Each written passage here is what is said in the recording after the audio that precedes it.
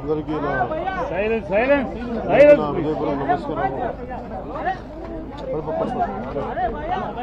అందరికీ నా తమ్ముడు పడిపోతుందమ్మా.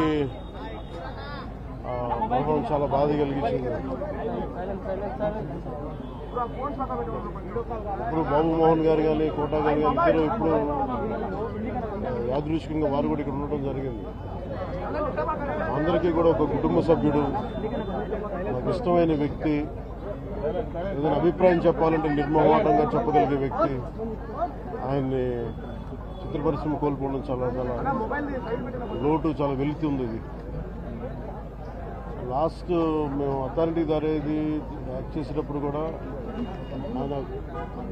నాకు ప్రత్యేకించి ఒకటే చెప్పారు, మీరు ఇబ్బంది పడుతున్నారంటే నేను చనిపోయే వరకు యాక్టింగ్ చేయాలనుకుంటున్నాను. అక్కడమ్మా ఇక్కడ మొట్టమొదటి సినిమా అక్కడమ్మా ఇక్కడ అబ్బాయి నుంచి అథారిటీ దారేది వరకు నాకు ఆయనకు మంచి అనుబంధం ఉంది.